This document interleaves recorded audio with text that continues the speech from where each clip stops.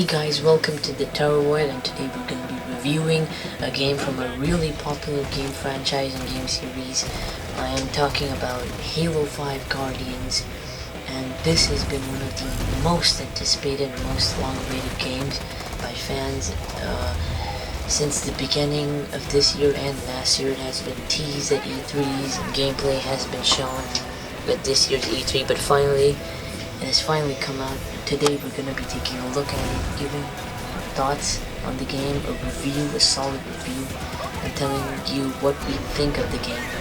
So let's jump right into it. First of all, the story. The story is one of the most strongest parts of the game. It is the strongest part of the game.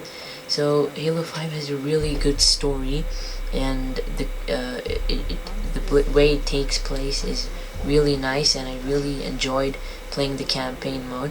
It basically, without spoiling anything, it basically takes place 6 months after the events of Halo 4. Master Chief, assigned with the UNSC team, has gone AWOL to look for Cortana. So it is the job of another UNSC Spartan team called the Orisis, led by Agent Spartan Locke, to go and look for Master Chief, secure him, and bring him back to the UNSC. So the story takes many direct turns and flows, and how Spartan changes the way Spartan Locke thinks about the Master Chief and how he perceives him. He also gets an Arbiter is also in this game, so that is pretty good. We haven't seen him since the last game, since the last two games. Sorry. So yeah. Basically, the story is really strong and is really good. I really enjoyed playing the campaign mode, but I didn't really get the feel of Halo, the goodness that I get from playing a Halo story that I got from Halo 4. Halo 4 was one of my favorite games of 2012, and the story was my most favorite part. I loved how it had gone, and Halo 5 isn't exactly like Halo 4.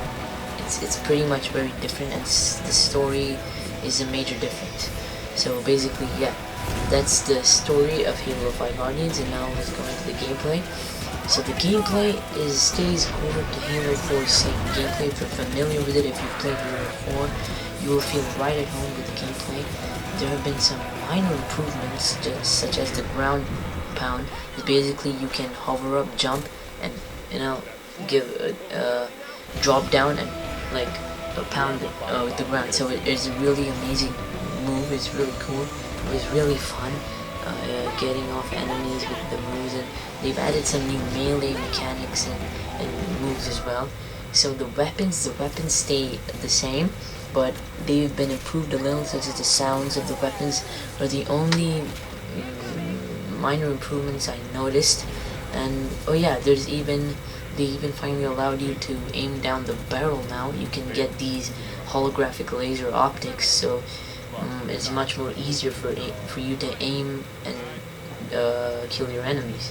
So that's probably one of the best parts of the game. Now the character's Master Chief stays the same. He's now a little changed. He looks out for Cortana, and he regrets the decisions he took in Halo 4, which led to Cortana's seemingly Cortana's death. So